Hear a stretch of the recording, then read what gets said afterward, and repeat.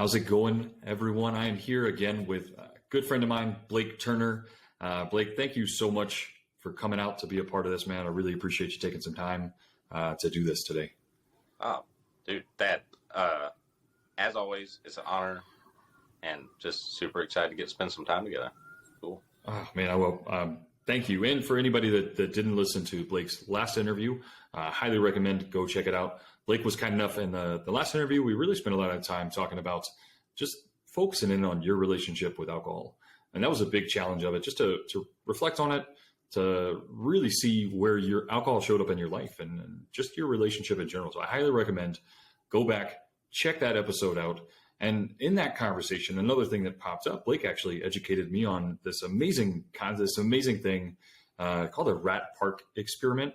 And it was something I was so fascinated with that I really wanted to have another episode and just get you to introduce it, just get you to talk about it. And just big picture, high level, Blake, would you mind sharing what about the Rat Park experiment? What is it? What should they know about it? Would you mind sharing that? Yeah, absolutely. So just kind of how I stumbled up on it, as throughout my journey with my addiction to alcohol, I started looking into different things, and you start researching, and I found this. It kept popping up, Rat Park, this Rat Park, and the people that I would listen to on podcasts that would just kind of mention it. And so I looked into it, and I'm no expert on Rat Park, but it's really interesting what this guy found. So it's Dr. Alexander, I think it's from Vancouver.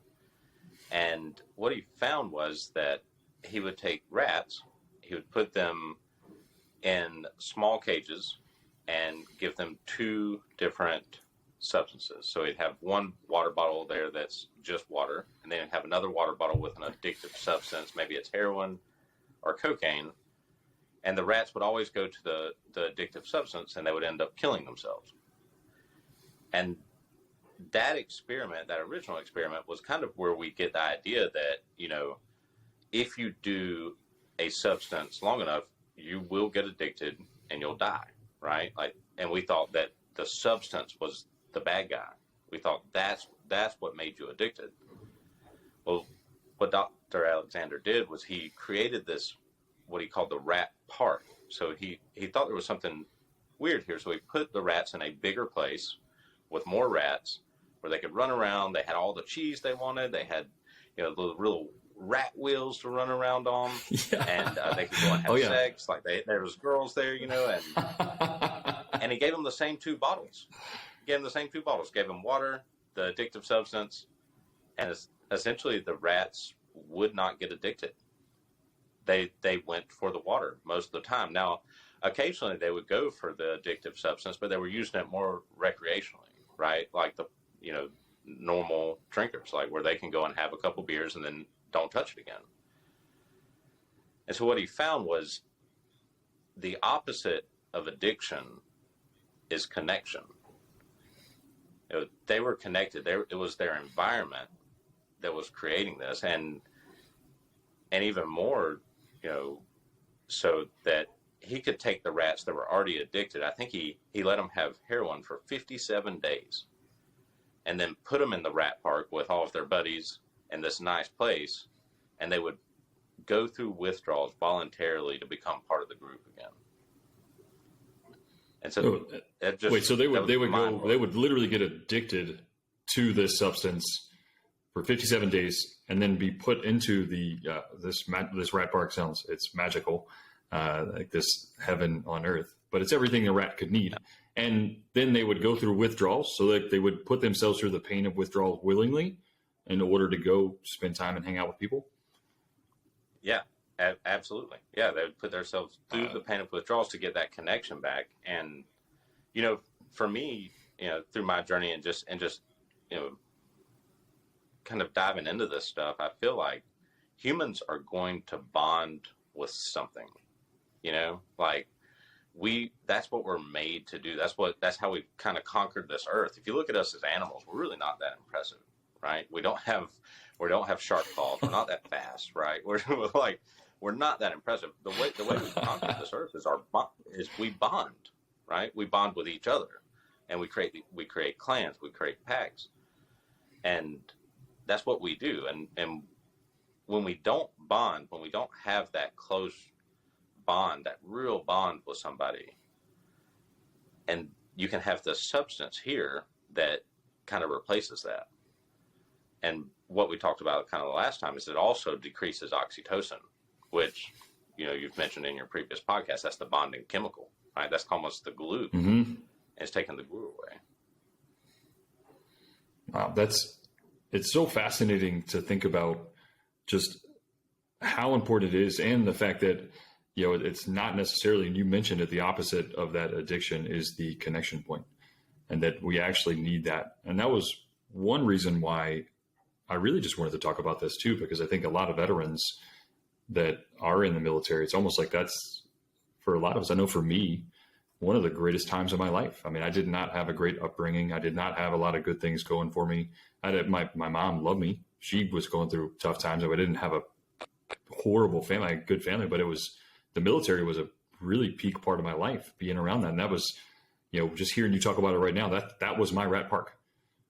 And then I think about how many veterans probably share something similar to that. You get out and now you're isolated and you don't even realize it, but you're in your own isolation chamber now, because you're no longer with your brothers and sisters in arms. And now you go back to where these people that aren't veterans, that don't get you, and we tend to isolate. And that just starts that spiral again that you were talking about with the oxytocin, that it just starts to go. And it really spirals out in a bad space. And so you mentioned the opposite of that is connection. And so that seems like the really big piece here is to get out and connect more with other people. What thoughts do you have about that with connection and just how important it is to get out and connect with other people as opposed to these substances?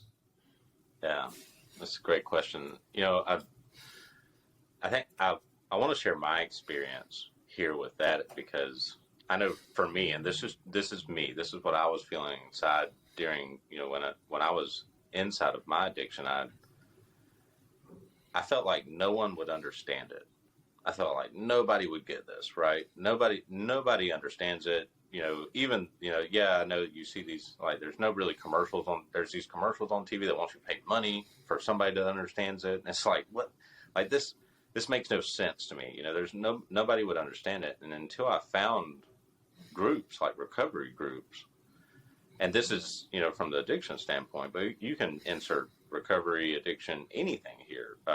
You know, you have to find your tribe. You've got to find a clan, because there are people out there like you are not. For me, I had to keep telling myself, I'm not that special. You know, this is happening to other people, right? Like this is, you've got to get off your, you know, get up, get out and go find those people, right? Yeah. Gotta keep it G. Yeah. Here. No, man. I appreciate that. It's always, I always wonder how people are going to show up with it. So thank you for not making me click the explicit button. And there we go. I love that you mentioned that, getting out to find the people, that group, and whatever case it might be, wherever they are, you got to get off your butt and go find them. And it's such a critical piece. You mentioned something earlier that I was hoping you'd share again. You mentioned it kind of in passing about how much more you do with others without alcohol around. You know, as you put that down, do you mind sharing a little bit about that? Just kind of what we were talking about earlier with that. Oh yeah, no, I've definitely found that. Yeah, it's easier for me to find joy in the things I used to find joy in, and joy's a big word for me, because I thought it was gone, right, for a long time. And so, you know, like for me, you know, going fishing and it being freezing cold and your rod tip freezing up and you're there with a buddy and it's just absolutely miserable is the highest level of fun I can have right now, right? And I absolutely love it. And yet, yeah, I was listening to somebody else talk about the levels of fun, about, you know, you don't, there's different levels of fun. There's roller coasters, which you never go back and talk about years from now about, man, you remember how cool that roller coaster was? You don't remember that. That's like, you know, really cheap fun. But suffering is the highest level of fun. And I think you in the military can probably understand that, right? when you are Bob miserable, took the words out of my mouth. yeah, when you're miserable, you remember that, right? And you remember that bond, and you remember that, going and doing something with somebody. So for me, it's hunting and fishing and being in the outdoors, but and it's doing it with other people, right? And creating that bond, but also, for me, it's creating that bond with nature. And if we take the Rat Park experiment, now I feel like I'm in the park, right? I'm in this big cage where I can go and I can go and have that fun, and I'm not tied to this chemical, right? Because for me, I was tied to a chemical. It was hard for me to go and just get lost, right? But now I can, and that's exciting for me right now. Oh man, just looking at you and talking to you, buddy, you can see the excitement.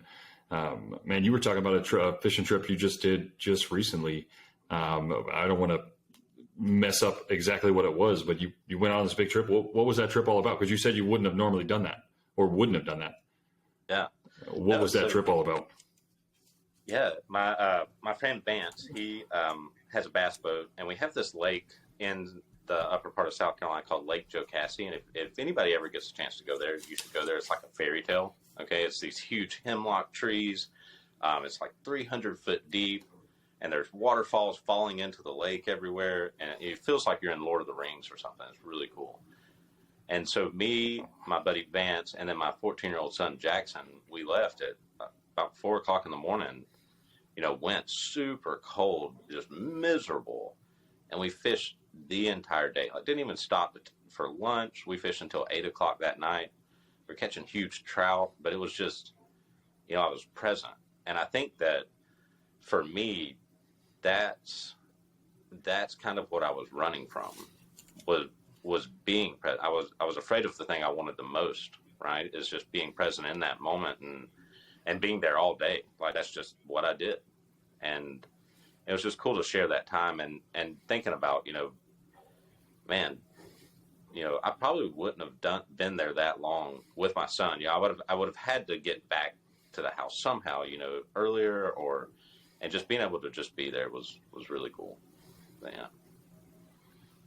Man, I love that you shared it. And you mentioned that just a little bit ago that I want to touch on, because this is it's such a happy time just hearing you talk about it. You mentioned earlier, and I want to go back to it. If you're open to sharing a little bit about it, I'd love to hear about it, because I think it's something that I've talked to several veterans, and it's a common thread. You mentioned earlier that you felt like the joy was gone, and that was something you said earlier, the joy being gone. And do you mind expanding on that a little bit? I mean, tell us a little bit more about that. What does that mean? What was that like, having the joy gone in those moments? Yeah.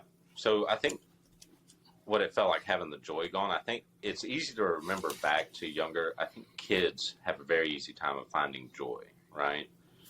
And the truth, it's just easy. It's natural for them because they don't have the anxieties that adults do. So it's easy for them to find joy. So I knew what joy was. And then you can see it, other people experience it, right? You can see it in their faces. You can see, you can see that. And when I was active in my addiction and when I was disconnected from people, I didn't feel that anymore. I knew it existed and I wanted it so bad. And for me, the alcohol was kind of telling me that, it's right here. This is where adults get their joy now, right? And in our culture, that's what you see too, right? You think of having fun, you see people having fun, you think of they got drinks, and that's what happened, right? And I didn't take into account that, they're having fun because they're with people, not like that's not the drink that's the fun part, right? And right. Yeah. And it just, for me, I know that substance robbed me of real joy. It's cheap fun. It's like the roller coaster, right? But it's not. Mm-hmm. For me, it robs me of real joy. And it's just me. It's not like that for other people, right? But that was. What do you mean by that? I mean that other people can use substances and not get addicted. I think going back to the Rat Park experiment, we think the substance is bad, but you're let's say your grandma goes to get a knee replacement. They put her on, essentially morphine, which is like medical grade heroin, for weeks. She doesn't come back home a junkie. It wasn't like, if people are going to, Right. if it's the chemical, it's not the chemical, it's the person. Right. And that for me took a long time to understand. And I think you can insert anything here right now. I think, and this is going to sound so much like a dad comment right here of a teenager, but social media is robbing us of our connections. It's cheap fun, right? Where I believe that you can see people get addicted to social media. I was listening to a TED talk about it, and the guy was saying, I took your phones away before you came in here, and you would think that your drug dealer ran out of drugs. Like that was the reaction that people were giving. And how tied we are to that now, or just the device in itself. It's definitely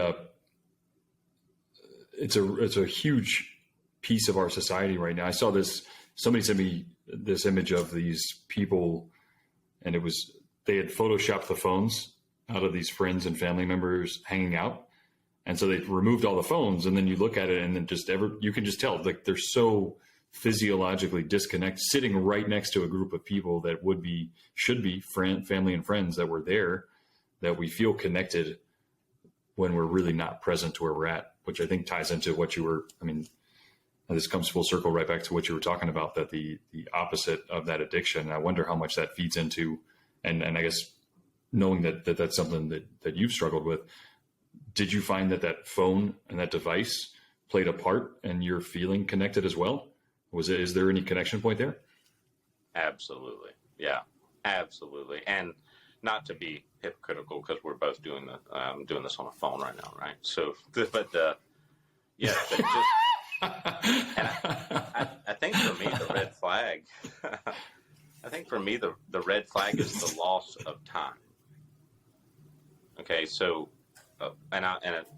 for me, when I would drink, I would lose track of time, right? It just seemed like it was gone. And the only other time I get that feeling now is on the phone, right? Like if I start, looking into news on the phone or whatever, and maybe somebody in here is nodding their head right now, but that's the only other time. So I know that there's a connection there somewhere. And like I said, we're going to bond with something. And you would have a hard time telling me that we haven't bonded with the fake connection we hold in our hand, as a society. Absolutely. And there's something to be said for the fact that all of the big wigs that have created tablets and these devices that refuse to give their own children those same devices that they all like, that's what gave them their millions of dollars, yet they will not give it to their own children. So there's definitely something to be said for that. And man, it's huge. And to see all of this come full circle, because, the opposite of that addiction, the struggle with that is that connection. We have this false sense of connection through this device, which is, and then I love your mention of time with it too. It's absolutely huge. The one other item that I want to circle back to and just kind of connect with is just, what advice, what thoughts would you give to anybody?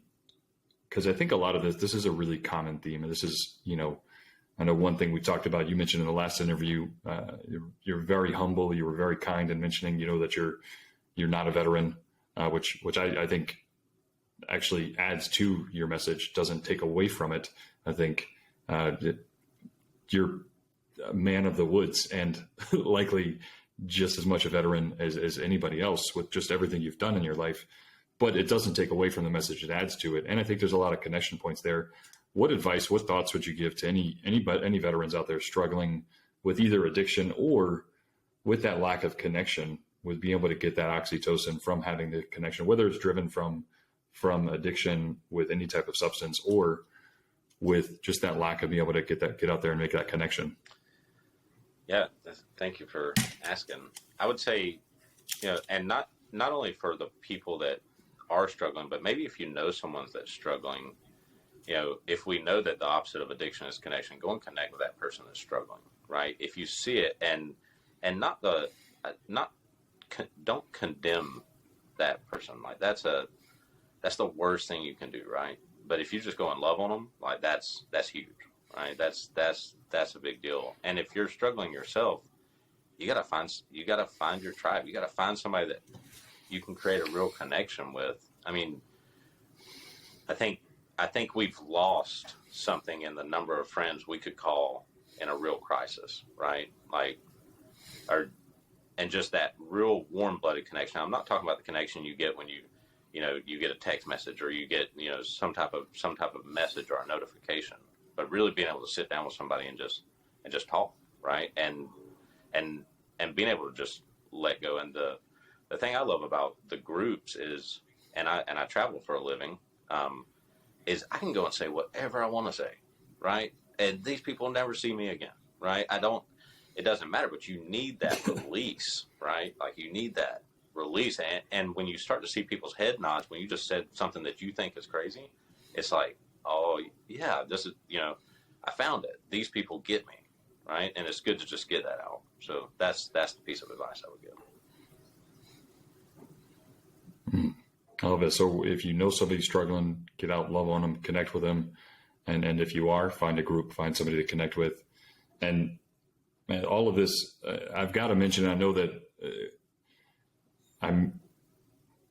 it hasn't been posted yet. And I just did an interview yesterday with Jose, and he was challenging people to get out there and find something to be excellent with, find something to dedicate yourself to. And it was such a big parallel with this conversation that we're having right here that I can't not mention it, about getting obsessive over something, like really committing to it. In his words, he called it, selling out to it, to just going all in with something different. He was just like, go do long range shooting, do chess club, do whatever.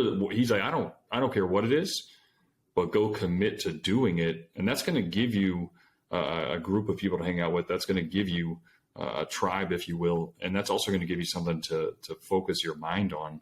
What thoughts do you have about that advice that it hasn't been posted yet? The interview hasn't, but that I'm sharing with you as it parallels with what you're talking about. I think that's incredible advice. And this is me talking to, the people that are like me, the people that it's very easy for me to obsess over things, right? Like I think that's a strength and a weakness for me.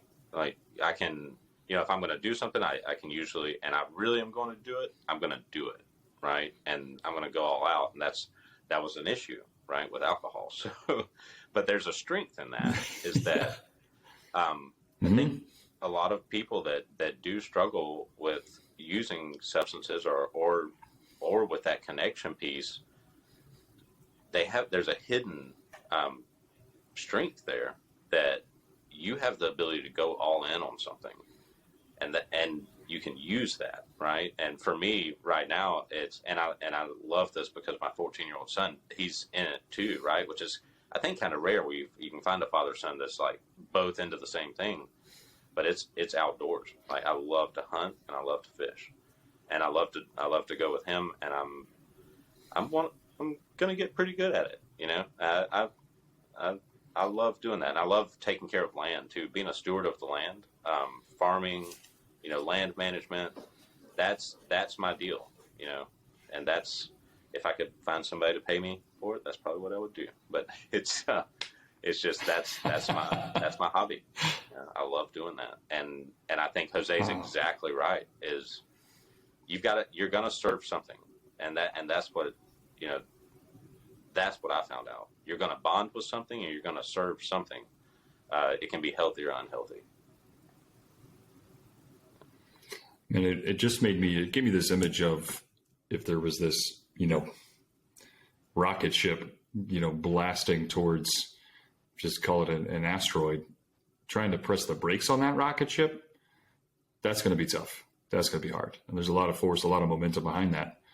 But to redirect it takes far less effort and you can use that momentum. And that's what I'm hearing in your message is don't fight it. Don't fight that urge to obsess over something. Just redirect it into something that serves you, that provides you a healthy outlet in your life, and will likely connect you with others and send you off on things that you might not have done before, that bring you actual real joy. Yeah. Yeah. There's actually this theory of enhanced dopamine receptors, which I love because it's got the word enhanced in it, right? So there's this theory of enhanced people that have enhanced dopamine receptors. And I'm pretty sure I'm one of those people, because for me, that when I catch a fish, it's like, that was amazing. I'm doing it again. Right. Like, and that's how I feel about everything. If I have a successful, training day at work, like, that was amazing. Let's do it again. That's the strength side of it. Right. The weakness side of it is, if I find something like alcohol, like a beer, man, that was amazing. Let's do it again. It's the same thing. It's like, and I love how you mentioned that. Yep. It's a redirection. You can't stop this rocket ship, right? It's going to go somewhere. Mm-hmm. Like you get to pick where it goes. Yep. Yeah. It's cool. When it is working with the energy, it's almost, getting back to, I know we've had conversations about just maybe the book Verbal Judo, but just that redirection of energy, not trying to stop it. We're just redirecting a little bit. And the same thing applies to this. So, man, I love it. And you touched on something earlier in a conversation before we jumped on that I want to tie into. I actually don't know much about what you're about to share with this, but I'm very, very excited for you to share it. But you had mentioned that there actually was a real life, in a way, Rat Park experiment with, I believe it was with military men and women getting back from Vietnam. Would you mind just sharing that? What was that? What was that whole thing? Yeah, absolutely. So I don't know a ton about it, but I was actually just listening to some Rat Park stuff, and found this TED Talk that was about Rat Park. And he had mentioned a stat from Vietnam that 20% of all servicemen in Vietnam were using copious amounts of heroin. 20%. Now, you got to think about how big, and I love history. Dad can probably tell you this. I nerd out on this stuff, but how many, there were so many servicemen in Vietnam. Like there was a ton. And so 20% is not a small number. This is a big number. And the military psychologists saw this and they said, whoa, this is going to be a problem. Like, we're about to send this many servicemen back home that are obviously addicted to heroin. Like, this is not going to be okay. And what they found is when they sent them back home, 95% just stopped. No rehab, nothing, just stopped.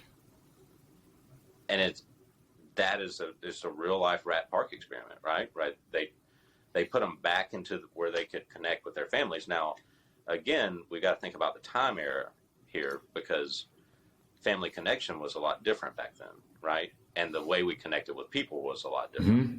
And so that kind of goes back to the phone thing of how we're in a different era now, right? Yes. Yeah. Oh yeah. So, well, back then you couldn't just pick up a phone and feel connected. Right. To your point, because right now I think a lot of us feel connected. We jump on our phone, we look at Facebook, Instagram, whatever it is you jump on, and you feel like you're making a connection with others, and you're not. No. It's just not a real life connection, man. That's I love how you link that together. That's fascinating. And so they came back. They were forced, because there was just simply no other outlet. They were forced to go make a connection with other people. Like, they literally had to. That's huge. And then 95% of them were just off. 95%. Never touched again. Wow. That's unbelievable. Yeah.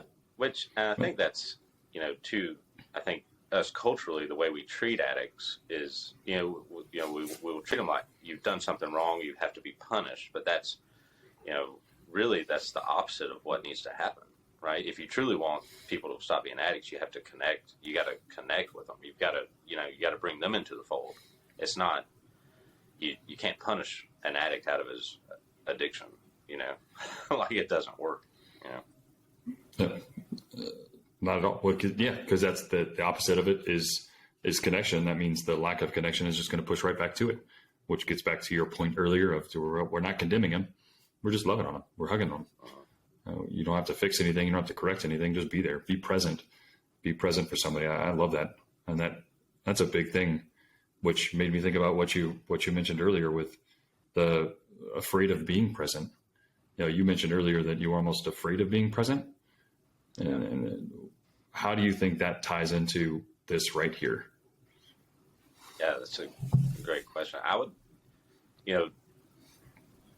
look, it's, hindsight's 20/20, right? You can look back and you can see. And for me, I had a pretty intense fear of being just regular old Blake and being present, right? Like that, for me, it felt like I would actually have to deal with the things that were going on inside of my head if I did that, right? And so I really feel like that's, for me, that's what I run from, and I will still run from it a lot, right? Is just being right here, right now. And it's one of those things that is really easy said, really easy to understand, hard to do. And for me, very, very hard to do. And I was definitely to be present, using the chemical, to release. I didn't care. I didn't have to be present then, right? Which is something I would never pick that for you. It feels like for a lot of people you can just place a label on them, and I don't think that that's the right thing to do in any case. Yet that would never be a label that I would have ever placed on you, and maybe that's just doing a good job of hiding it in the past. But I just would have never pegged. That would have been never something I would have put as a word or a label on you, because you always seem so present, so methodical with everything that you do. So yeah, well, I think too, Thad, our idea of the person that has struggled with alcohol or any other drug, and I think this is where the enhanced dopamine receptors comes in, is there's a lot of successful people that deal with this, right? And I don't think you can pull those two things apart, because the same thing, let's take us back to our prehistoric versions of ourselves. The person that caught the fish and said, that was awesome, let's do it again, they survived, right? It's almost like this thing has shown up, right? And now we don't live that way anymore. And I think that, people that do have this or that develop the enhanced dopamine receptors, you can find, and we'll take it back to the joy, you can find it anywhere, right? You just have to redirect it. But I think there is a common misconception too, like the alcoholic, he looks like the guy under the bridge. That's who he is. No, that's where some of them end up, but a lot of them look like they're very successful people because they're using their same strength. The same thing that led them into the addiction has made them very successful, in life. Yeah, that makes a ton of sense. Like, I cannot thank you enough for jumping on here and sharing everything. It's just a wealth of knowledge, a wealth of information. I really, really appreciate you taking the time to jump on and share this. And for everybody listening, take these action items, take it to heart. As Blake mentioned, if you know somebody struggling, if you feel like that's not you and you're in a good space with it, if you know somebody struggling, reach out, give them a hug. If you know a veteran that's just struggling with anything, maybe it's not addiction, maybe they're just struggling to connect, that might be a really good time to step in and make that connection. And if it is you, maybe take a step forward. If you're having a drink, if you're finding yourself towards those substances, know that's going to be pushing you away from making that connection. That's going to be the healing point. Step into a space where you can find a group, find some people to connect with, and see what comes from it. Like, man, thank you so much. I really appreciate it. Thank you, Thad. As always, man.